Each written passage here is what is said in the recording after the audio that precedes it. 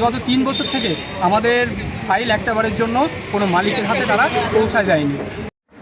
শুধু সুমন গাজী নয়, দক্ষিণ কোরিয়ার ভাষা শিখেও সেইখানে যেতে না পারা প্রায় হাজার হাজার ইপিএস কর্মীর গল্প কিন্তু একই।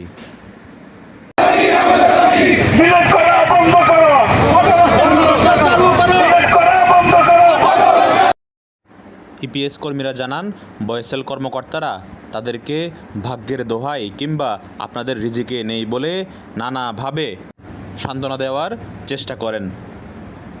আজকে বৃহস্পতিবার প্রবাসী কল্যাণ মন্ত্রণালয়ের সামনে ইপিএস কর্মীরা 5 দফা দাবি নিয়ে মানববন্ধন করেন।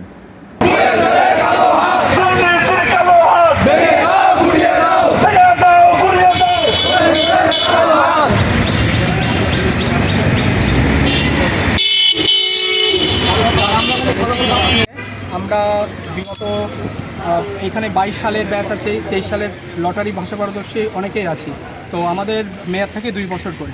তো এই 2 বছরের মধ্যে তাদের করণীয় যে আমাদের ফাইলগুলা কোরিয়ান মালিকদের হাতে দেওয়া, তারা আমাদেরকে চুজ করবে এবং আমাদের ইস্যু করার মাধ্যমে কোরিয়াতে পাঠাবে।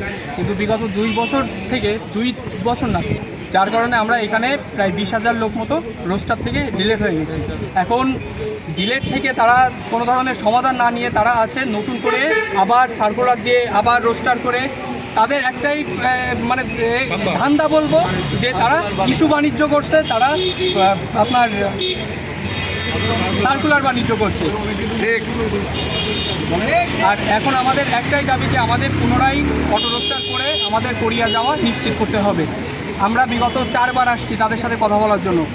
এমডি স্যার বলেন বা যারা দায়িত্ব কর্মরত অনেকেই আছেন, তারা আমাদের আশা দেন আবার আশাহত করেন, আমাদের সুষ্ঠু কোনো ধরনের সমাধান দেন না। এখন আমরা আজকে আসছি, আমাদের যে দাবিটা আছে অটো রোস্টার করে কোরিয়াতে যাওয়া নিশ্চিত করা, এইটা আমাদের সমাধান করে আমাদের যারা আমরা ডিলেট হয়েছি বা যারা রোস্টারে আছি তাদেরকে প্রত্যেককে কোরিয়াতে যাওয়া নিশ্চিত করতে হবে।